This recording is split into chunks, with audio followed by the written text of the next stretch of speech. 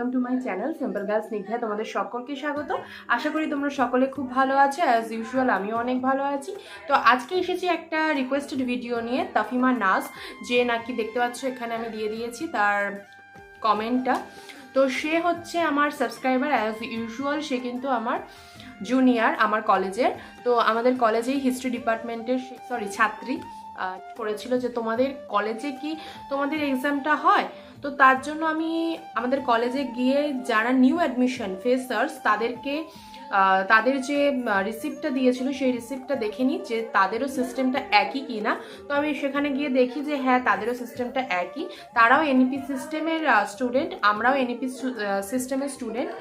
তো সেক্ষেত্রে আমাদের যে সিস্টেম ছিল ওদেরও ঠিক সেই সিস্টেমটাই থাকবে। তাই জন্য আমি যেটাতে ধাতস্থ হতে আমার অনেকটা টাইম লেগেছিল, যাতে পরবর্তীকালে এই বছরে যারা ভর্তি হয়েছে তাদের যেন সেই সময়টুকু না লাগে, তারা যেন খুব তাড়াতাড়ি পড়াশোনার ক্ষেত্র মানে পড়াশোনাটাকে স্টার্ট করতে পারে, কারণ বেশি সময় পাওয়া যায় না। তো তাই জন্য আমি তাদেরকে বুঝিয়ে দেওয়ার জন্য আজকে এসেছি এখানে। আমি শুধু এখানে অনার্সেরটাই বলবো, আর পাশের স্টুডেন্টদের ওটা বলতে গেলে না ওটা অনেকক্ষণ একটা লাগে। আর বিশেষত আমি যেহেতু পাশের স্টুডেন্ট নই, সেহেতু কিছু কিছু আমি ভুলও বলতে পারি। তো সেক্ষেত্রে আমি ওইটা যাবই না ওই দিকটাতে। কেউ যদি আমাকে স্লিপ এনে দেখিয়ে দেয় আমি তাকে পুরো ক্লিয়ারলি বুঝিয়ে দিতে পারবো, কিন্তু আমি মানে ফ্রি মাইন্ড হয়ে তার সিস্টেমটাকে পুরো কভার করতে পারবো না, যেটা আমি অনার্সেরটাই পারবো। তো তাই জন্য আমি অনার্সেরটাই বুঝিয়ে দিচ্ছি। আর আমার মনে হয় ও অ্যাজ আ অনার্স স্টুডেন্টই ভর্তি হয়েছে আমাদের কলেজে, যেটুকু আমার ওর সাথে কথা হয়েছে। তো জন্য আমি অনার্সেরটাই বুঝিয়ে দিচ্ছি। আশা করি কোনো সমস্যা হবে না। আর যদিও কোনো সমস্যা থেকে থাকে তাহলে অবশ্যই কিন্তু আমাকে কমেন্ট করে জানাতে পারো যে দিদিভাই আমি এটা বুঝতে পারছি না, আমাকে আরেকবার বুঝিয়ে দাও। তাহলে কিন্তু আমি প্রাইভেটে তোমাকে মেসেজ করে পার্সোনালি বলে দেবো, ঠিক আছে? তো চলো বেশি বকবক না করে ভিডিওটা এখান থেকে স্টার্ট করি।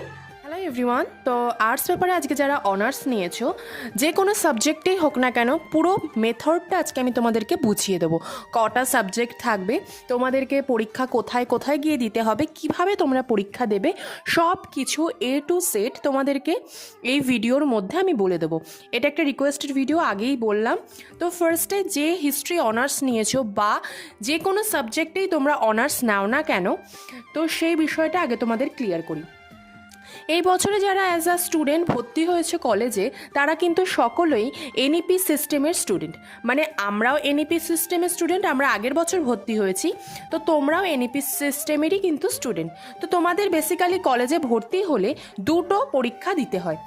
একটা বছরে দুটো করে সেমিস্টার থাকে, একটা হচ্ছে ফার্স্ট সেমিস্টার, একটা হচ্ছে সেকেন্ড সেমিস্টার। ফার্স্ট এবং সেকেন্ড সেমিস্টার দুটো এক্সামই কিন্তু তোমাদের প্রথম বর্ষে হয়ে যায়। তো ফার্স্ট সেমিস্টারে তোমাদের যেটা দিতে হয়, একটা হচ্ছে ইন্টারনাল, একটা হচ্ছে এক্সটার্নাল। মন দিয়ে কিন্তু এই বিষয়গুলো বুঝবে। যদি একবার বুঝে যাও তাহলে কিন্তু কোনো সমস্যা হবে না। একটা হচ্ছে ইন্টারনাল, একটা হচ্ছে এক্সটার্নাল। তো ইন্টারনালটা বেসিক্যালি আমরা কলেজে দিই, আমাদের নিজেদের কলেজেই কিন্তু পরীক্ষাটা দিতে হয়। যেমন ধরো আমরা ম্যাট্রিক বা মাধ্যমিক বা উচ্চ মাধ্যমিক পরীক্ষার ক্ষেত্রে যেমন টেস্ট দিতাম, ঠিক সেম প্রসিডিওরই কিন্তু থাকবে ইন্টারনালের ক্ষেত্রে। এবং আমরা যখন মাধ্যমিক বা উচ্চ মাধ্যমিকের মেন পরীক্ষা অন্য সেন্টারে গিয়ে দিতাম, সেরকমই হবে এক্সটার্নালে, ঠিক আছে? সেরকমই কিন্তু হবে এক্সটার্নালে। তাহলে ইন্টারনাল আমরা কোথায় গিয়ে দেব? ইন্টারনাল আমরা দেব নিজেদের কলেজে, এক্সটার্নাল আমরা দেব অন্য কলেজে। তার মানে একটা বছরে আমাদের কটায় ইন্টারনাল আর এক্সটার্নাল দিতে হবে? যেহেতু তোমাদেরকে বললাম যে দুটো সেমিস্টার থাকবে, ফার্স্ট সেমিস্টার এবং সেকেন্ড সেমিস্টার একটা ইয়ারে, সেহেতু কিন্তু আমাদের টোটাল 4টে এক্সাম দিতে হবে। মানে একটা সেমিস্টারে দুটো করে এক্সাম, যেহেতু ইন্টারনাল এক্সটার্নাল, সেরম ধরতে গেলে কিন্তু 4টে এক্সাম দিতে হবে, দুটো ইন্টারনাল দুটো এক্সটার্নাল। এরকম কিন্তু হবে না যে ফার্স্ট সেমিস্টারের ইন্টারনাল সেকেন্ড সেমিস্টারের ইন্টারনাল একসাথে হয়ে গেল, এটা কখনোই হবে না, কারণ তাদের সিলেবাস কিন্তু আলাদা থাকে। তো সেক্ষেত্রে আগে প্রথম পরীক্ষাটা হবে, মানে ফার্স্ট সেমিস্টার হবে, ফার্স্টের সেমিস্টারে ইন্টারনাল হবে, তারপরে এক্সটার্নাল হবে, তারপরে তোমাদেরকে আবার সিলেবাস দেবে, আবার রেজিস্ট্রেশনস হবে, তারপরে গিয়ে তোমাদের আবার পরীক্ষা হবে, ইন্টারনাল এক্সটার্নাল। এভাবে তোমাদের একটা বর্ষ শেষ হবে। তারপরে আবার সেকেন্ড বর্ষ মানে সেকেন্ড যে ইয়ার সেটা স্টার্টিং হবে, সেখানে আবার থাকবে থার্ড সেমিস্টার, ফোর্থ সেমিস্টার, এরম করে করে তোমাদের থাকবে। তো বেসিক্যালি যারা অনার্স স্টুডেন্ট, যারা অ্যাজ আ অনার্স স্টুডেন্ট কলেজে ভর্তি হয়েছ, তাদের যেই ক্যাটেরিয়াগুলো থাকবে, মানে যেই সাবজেক্টসগুলো থাকবে, তো তাদের হচ্ছে টোটাল থাকবে 7টা সাবজেক্ট। টোটাল কটা সাবজেক্ট থাকবে? টোটাল থাকবে 7টা সাবজেক্ট। তো 7টা সাবজেক্টের তোমাদের একদম ফার্স্ট যেটা থাকবে সেটা হচ্ছে মেজর পেপার। মেজর পেপারে যারা হিস্ট্রি নিয়েছো তাদের হিস্ট্রি অনার্স থাকবে। মেজরটা কি? মেজরটা হচ্ছে তোমরা যেই পেপারে অ্যাজ আ অনার্স চুজ করেছো সেই পেপার, মানে সেই সাবজেক্টটাই তোমাদের মেজর পেপার, ঠিক আছে? তো আমি যেহেতু হিস্ট্রি নিয়েছি তাই আমি হিস্ট্রিটাকেই এখানে লিখেছি। তোমরা যদি কেউ ফিলোসফি নাও ফিলোসফি হবে, কেউ ইংলিশ নিলে ইংলিশ হবে, পলিটিক্যাল সায়েন্স নিলে পলিটিক্যাল সায়েন্স হবে, কম্পিউটার অ্যাপ্লিকেশন নিলে কম্পিউটার অ্যাপ্লিকেশন হবে। তোমরা যে যেটা নিয়েছো সেটাই কিন্তু অ্যাজ আ মেজর পেপার এখানে থাকবে। এবার আসি মাইনর পেপার। মাইনর পেপারটা কি? আগের বছরও আমাদের কিন্তু যদি আমরা অনার্স নিতাম তাহলে কিন্তু আমাদের এতগুলো পাসের সাবজেক্ট পড়তে হতো না। কিন্তু এখন আমাদের ইউনিভার্সিটি করে দিয়েছে এরকমই নিয়ম যে আমাদের পাসের পাশাপাশি অনার্স তো থাকবেই, ঠিক আছে? অনার্সের পাশাপাশি আমাদের কিন্তু পাস পেপারও পড়তে হবে। সেক্ষেত্রে তোমাদের যেটা ফার্স্ট মাইনর পেপার রয়েছে সেই সাবজেক্টটা কিন্তু মাইনরের ফার্স্ট থাকবে, ঠিক আছে? মাইনরের ফার্স্ট যেমন আমার পলিটিক্যাল সায়েন্স আছে, তোমার পলিটিক্যাল সায়েন্স নাও থাকতে পারে, আবার থাকতেও পারে তোমার এডুকেশন থাকতে পারে বা ফিলোসফি থাকতে পারে, সেটা হচ্ছে তোমার মাইনর 1। সেটা তোমাদের যে ওই স্লিপটা দিয়েছিল ওই স্লিপের মধ্যে কিন্তু লেখা রয়েছে। সেকেন্ড মাইনর, আমাদের এখানে 2টো মাইনর পেপার নিতে হয়। সেকেন্ড মাইনর পেপারে আমাদের এখানে থাকবে এডুকেশন। আমার এডুকেশন রয়েছে, তোমার ওখানে পলিটিক্যাল সায়েন্স। যদি এখানে এডুকেশন থাকে এখানে পলিটিক্যাল সায়েন্স থাকতে পারে, এখানে ফিলোসফি থাকলে এখানে এডুকেশন থাকতে পারে, পলিটিক্যাল সায়েন্স থাকতে পারে, মানে তোমার কাগজে যেটা লেখা রয়েছে সেটাই কিন্তু তোমার পেপার থাকবে। আমি কিন্তু বারবার করে একই কথা বলে যাচ্ছি, এখানে ডায়াগ্রামে লেখা রয়েছে মানেই তোমার যে এই সাবজেক্টই থাকবে তার কিন্তু কোনো মানে নেই। তুমি যেই সাবজেক্ট চুজ করেছো বা ওরা তোমাকে যে সাবজেক্ট দিয়েছে সেই সাবজেক্টই কিন্তু থাকবে। তো এই গেল আমাদের 2টো মাইনর পেপার, একটা মেজর পেপার। এই 3টে কিন্তু আমাদের পরীক্ষা হবে 100-তে। কততে পরীক্ষা হবে? 100-তে। তারপরে আসি সেক পেপার। তো সেক পেপারের ক্ষেত্রে এটা হচ্ছে 50-এ হয় সেক পেপারটা। তো সেক পেপারের ক্ষেত্রে ফার্স্টে আমার যেহেতু হিস্ট্রি অনার্স ছিল তাই অ্যাজ আ সেক পেপার আমার কিন্তু এখানে হিস্ট্রিটাই ছিল, ঠিক আছে? তো সেক পেপারে আমার কিন্তু এখানে হিস্ট্রিটাই ছিল। পরবর্তীকালে আমার সেমিস্টার 2-তে এটা যেহেতু মাইনর 1 রয়েছে তাই এইটা আমার সেক পেপার হয়ে গেছে। এখন যেহেতু আমি এখন সেকেন্ড সেমের স্টুডেন্ট তাই আমার কি হয়েছে, এইটা হচ্ছে এখন চলছে, আর এটা আমার already I have to done this exam, ঠিক আছে? তো বেসিক্যালি এখানে তোমাদের সেক পেপারে হচ্ছে ফার্স্টে যেটা থাকবে, মানে ফার্স্ট সেমিস্টারে যেটা থাকবে, তোমরা এখন ফার্স্ট সেমিস্টারটাই বোঝো। ফার্স্ট সেমিস্টারে তোমাদের যেটা থাকবে সেটা হচ্ছে হিস্ট্রি থাকবে। অ্যাজ আ অনার্স পেপার তোমাদের কিন্তু হিস্ট্রি অ্যাজ আ সেক পেপারও থাকবে। সেটা কিন্তু আলাদা সিলেবাস হয়ে যাবে, আলাদা চ্যাপ্টার হয়ে যাবে, সেটা তোমাদেরকে ডিপার্টমেন্ট গাইড করে দেবে, ঠিক আছে? তারপরে আসি এমডিসি। এমডিসি হচ্ছে multi discipline course. Multi discipline কোর্সের ক্ষেত্রে তোমাদেরকে একটা কথা বলি, যেই সাবজেক্টগুলো তোমরা 11-12-এ পড়োনি সেই সাবজেক্টগুলোই কিন্তু তোমরা এমডিসিতে চুজ করতে পারবে। ধরো তুমি আর্টসের স্টুডেন্ট, তুমি নিশ্চয়ই সোশিওলজি পড়োনি, তুমি নিশ্চয়ই জার্নালিজম পড়োনি, এই সাবজেক্টগুলো কিন্তু তোমরা নিতে পারবে, ঠিক আছে? তো চলো তারপরে আসে এমডিসি। এমডিসিতে তোমাদের যেটা বললাম যে 11-12-এ তোমরা পড়োনি এরকম সাবজেক্ট কিন্তু তোমাদেরকে নিতে হবে। যেমন ধরো আর্টসের ক্ষেত্রে তোমরা সোশিওলজি জার্নালিজম পড়বে না, কমার্সের যদি তুমি স্টুডেন্ট হও তাহলে তুমি পলিটিক্যাল সায়েন্স পড়বে না, ফিলোসফি পড়বে না।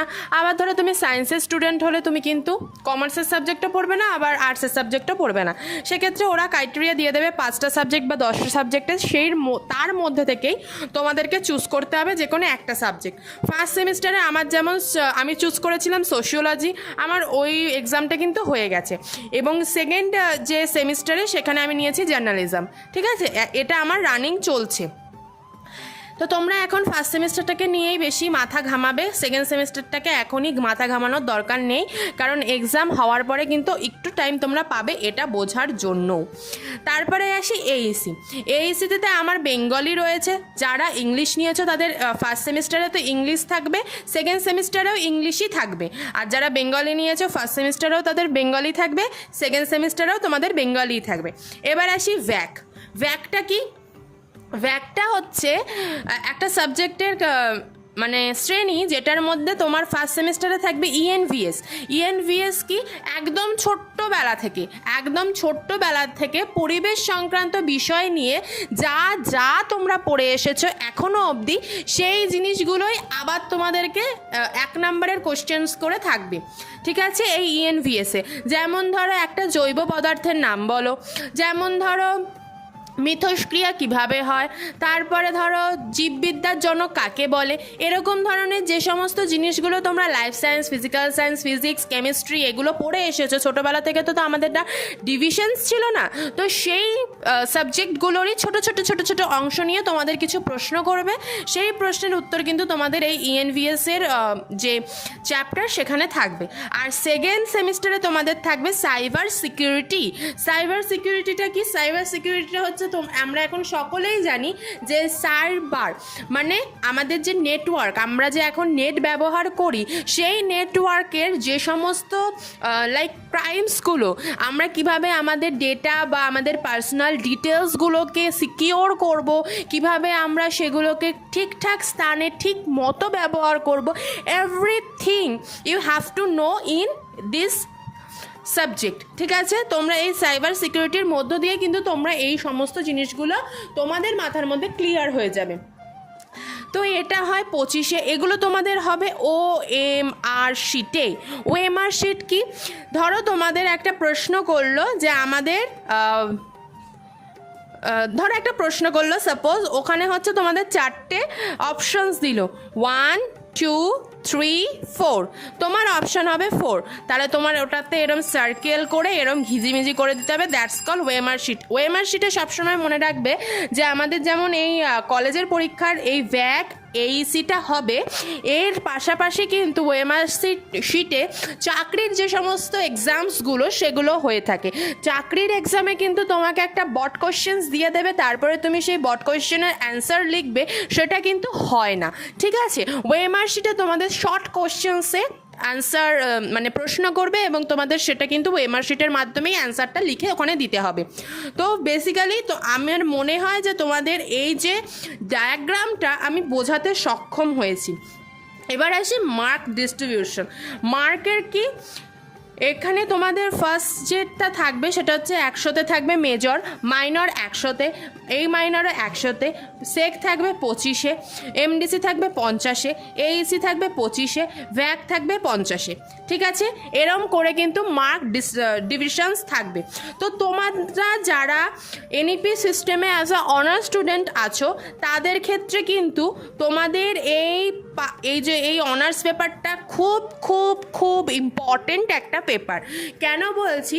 কারণ তোমাদের এই অনার্স পেপারের ওপরে ডিপেন্ড করছে 12,000 টাকা। তোমরা জানো কি না আমি জানি না, তবে 60% পেলে মাধ্যমিক বা উচ্চ মাধ্যমিকে তোমরা কিন্তু 12,000 টাকা পেয়ে থাকো। কলেজের ক্ষেত্রেও কিন্তু সেই বিষয়টা থেকেই যায়। তাই জন্য মেজরের ক্ষেত্রেও তোমরা যদি 60% শুধুমাত্র মেজরটাকেই ক্যালকুলেট করবে, ধরো তোমরা 100-তে 64 পেয়েছো, দ্যাটস কল তুমি অলরেডি 60% পেয়েছো, তাহলে কিন্তু তুমি 12,000 টাকা এই অনার্স পেপারে যদি তুমি 60% পাও সেটাই পাবে। কিন্তু যদি তুমি মাইনরে 60% পাও, এই মাইনরে 60% পাও, সব কিছুতে ওভারঅল 60% পেয়েছো, কিন্তু এখানে তুমি 100-তে পেয়েছো 40, তাহলে কিন্তু তুমি পাবে না। কারণ যারা অনার্স পেপারের স্টুডেন্টস রয়েছো তাদের এটার মধ্যেই কিন্তু 100 নাম্বারের 60% পেতে হবে। এটা কিন্তু খুব ইম্পর্টেন্ট একটা পেপার তোমাদের সকলের জন্য যারা অ্যাজ আ অনার্স স্টুডেন্ট রয়েছো। আর আরেকটা কথা, তোমরা যদি এই মাইনর দুটো সেক, এমডিসি, এইসি, ভ্যাক এতে 60% না পেয়ে জাস্ট পাস করো, তাহলেই কিন্তু তোমাদের হয়ে যাবে। কারণ এই নাম্বারসগুলো, এই যে তোমাদের যে আরও 6টা সাবজেক্টস রয়েছে, এই 6টা সাবজেক্টের নাম্বার কিন্তু যোগ হবে না, ওভারঅল 60% কিন্তু হবে না। আমি কিন্তু ফার্স্ট ডে থেকে থেকেই তোমাদের বলে দিচ্ছি, কিন্তু এই 6টা সাবজেক্টে তোমাদের পাস করতে হবে, ইভেন ভালো করেই পাস করতে হবে, ঠিক আছে? এই 6টা সাবজেক্টে তোমাদের খুবই ভালো করে পাস করতে হবে, কিন্তু তোমাদের যেটা বিবেচ্য বিষয় হবে বা যেটা গ্রহণযোগ্য হবে সেটা কিন্তু মেজর পেপার। মেজর পেপারের 100 নাম্বারের মধ্যে তুমি কত পাচ্ছ, দ্যাটস কল হিস্ট্রিতে তুমি কত পাচ্ছ অ্যাজ এ হিস্ট্রি স্টুডেন্ট, সেটাই কিন্তু ধরা হবে, আর আদারওয়াইজ কোনো জিনিস কিন্তু ধরা হবে না। আরগুলোতে তোমাদের জাস্ট পাস করতে হবে, যেমন আমরা কম্পালসারি সাবজেক্টের ক্ষেত্রে দেখে এসেছি আমাদের ওটা পাস করতে হয়, কিন্তু ওটা অ্যাজ আ 4th সাবজেক্ট হিসেবে আমাদের বিবেচিত হয়, সেরকমই কিন্তু এই 6টা সাবজেক্ট আমাদের 4th সাবজেক্ট হিসেবেই বিবেচিত হবে, কিন্তু সাবজেক্ট 4th সাবজেক্ট হলেও তোমাদের এতে পাস করতে হবে। যদি একবার সাপ্লি আসে তোমাদের কিন্তু পরের বছরের সেই এক্সামটা দিতেই হবে। আর তোমাদের যেটা ম্যান্ডেটরি সেটা হচ্ছে এই হিস্ট্রিতে 60%-এর বেশি আনা, এটা সবসময় টার্গেট নিয়ে চলবে। তাহলে 60% যদি তোমরা আনো তাহলে তোমাদের পকেটে 12,000 টাকা ঢুকে যাবে। এটা হচ্ছে খুব ইম্পর্ট্যান্ট একটা জিনিস, কারণ টাকা সবার খুব প্রিয় গাইস। টাকা আমার যেমন প্রিয়, টাকা তোমারও তেমন প্রিয়। তাই টাকার জন্য মানুষ যেমন সব কিছু করতে পারে, তাই শুধু তোমাদের একটু পড়াশুনো করতে হবে। আর হিস্ট্রির ফার্স্ট পেপার কিন্তু খুবই খুবই খুবই সোজা, যেটা তোমরা ক্লাস 2 থেকে পড়ে এসছো সেই ইতিহাসই কিন্তু থাকে, একটু বিস্তারিত থাকে, এটাই হলো ব্যাপার। যেটা তোমরা ক্লাস 2-তে পড়ে এসেছো একদম 2 নম্বরে, মানে এইটুকুনি অ্যান্সার, সেটাই তোমাদের হিস্ট্রিতে এখান থেকে এতটা লিখতে হবে, দ্যাটস ইট, আর কিচ্ছু না। শুধু একটু মুখস্থবিদ্যা থাকতে হবে, বুঝে পড়বে, তাহলে কিন্তু সব সোজা হয়ে যাবে। আর তোমাদেরকে আমার মনে হয় যে আমি এই যে ডায়াগ্রামটা বোঝাতে সক্ষম হয়েছি। এরপরেও যদি তোমাদের কোনো বিষয়ে কোনো জিজ্ঞাসা থাকে অবভিয়াসলি আমাকে কমেন্ট করতে পার। যদি কোনো সমস্যা না থাকে তাহলে সেটাও আমাকে কমেন্টের মাধ্যমে জানিও। আশা করি তোমাদের আজকের ভিডিওটা ভালো লেগেছে। ভালো লাগলে লাইক, কমেন্ট, শেয়ার এবং আমার চ্যানেলটাকে অবশ্যই সাবস্ক্রাইব করে দিও, পাশে থেকো। আর তোমাদেরকে অনেক অনেক ধন্যবাদ আমাকে এরকম সুন্দর সুন্দর রিকোয়েস্ট করার জন্য, যে দিদি এই ভিডিওটা দাও, দিদি এই ভিডিওটা দাও। তোমাদের জন্যই আজকে এই ভিডিও করা।